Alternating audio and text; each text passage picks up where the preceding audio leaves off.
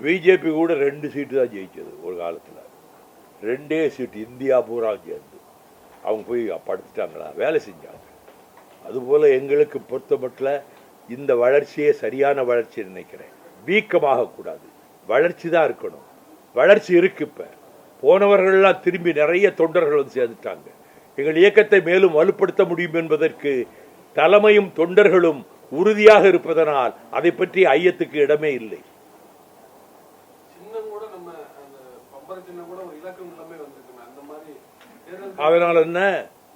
அதனால் என்ன முத தேர்தலில் உதயசூரியன் எல்லா தொகுதியிலையும் திமுக நின்றது.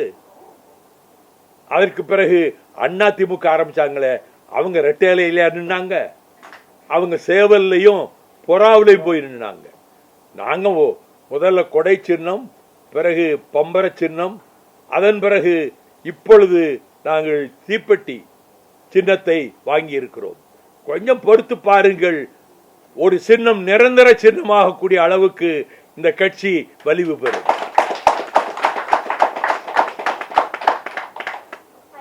காங்கிரஸ், திமுக, அதிமுக இருந்த காலகட்டத்திலே நீங்க வந்து கட்சி துவங்கி பொது வாழ்க்கை செஞ்சீங்க.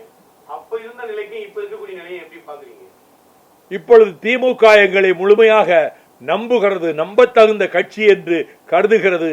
திராவிட மாடல் ஆட்சி நடத்துகின்ற தளபதி ஸ்டாலின் எங்களை அன்போடு நேசிக்கிறார், பாசத்தோடு வரவேற்கிறார். இந்த நெருக்கம் இனி இடைவெளிக்கு இடமில்லாமல் சென்று கொண்டே இருக்கும். இந்தியாவிலே பார்த்தால் வடநாட்டிலே ஒரு தேர்தலுக்கு ஒரு கட்சி என்று பல கட்சிகள் இருக்கின்றன. ஒரே கட்சி 2ஆக 3ஆக பிரிந்து அவர்கள் பல கட்சிகளை நடத்துகிறார்கள், திரும்ப சேர்ந்து கொள்கிறார்கள். இது அப்படி அல்ல. நாங்கள் ஒரு முடிவெடுத்தோம். அதிலே திராவிட முன்னேற்ற கழகத்தோடு அதனுடைய லட்சியங்களை காப்பதற்காக எதிர்ப்பு சக்திகள், இந்துத்துவ சக்திகள் இங்கே ஓங்கி வளர தலைப்பட்டிருக்கக்கூடிய நேரத்தில் அதை தடுத்து நிறுத்துகின்ற ஒரு கவசமாக மறுமலர்ச்சி திராவிட முன்னேற்ற கழகம் இருக்கும். இந்த 30 ஆண்டுகள்ல எத்தகைய சவால்களை நீங்க சந்திச்சீங்க? ஒவ்வொரு இன்னல்லையும் துயர்லையும் அதை மீண்டு கடந்து வர உங்களுக்கு எது உந்து சக்தியா இருந்தது? எனக்கு சங்கடம் வந்தா தான் சந்தோஷங்க. எனக்கு இடையூறுகள், சோதனைகள், துரோகங்கள் வரும்போது துள்ளி குதிச்சு முன்னை விட பன்மடங்கு வேகத்தோடு கட்சியில இயங்குவேன். அதனால்தான் இந்த 30 வருஷத்துல வந்த சோதனைகளை எல்லாம் நாங்கள் கண்டு வெற்றி கண்டு விட்டோம், துரோகங்களையும் வென்று விட்டோம்.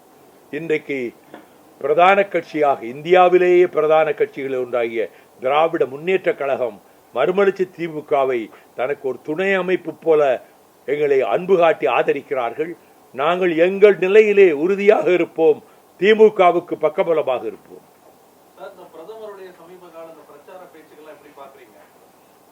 ரொம்ப தரங்கட்ட பேச்சு, தரக்குறைவான பேச்சு. ரோட்டடியிலே குழாயடி சண்டை போடுகிற போது பேசிக்கொள்வார்களே, அது போன்ற பேச்சு.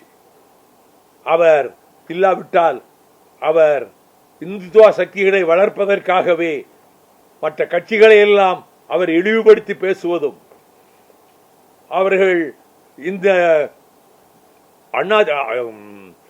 பாரதிய ஜனதா கட்சி தான் இனி எதிர்காலத்திலே இந்தியாவே எல்லா இடங்களையும் ஆளும் என்று சொல்வதும் அவருடைய ஆணவ பேச்சு. அந்த ஆணவ பேச்செல்லாம் எடுபடாது. அவர்கள் நினைப்பது போல வெற்றி பெற முடியாது. மீண்டும் திராவிட முன்னேற்ற கழகம்தான் ஆட்சி அமைக்கும், தனிப்பெரும்பான்மை பெற்று ஆட்சி அமைக்கும்.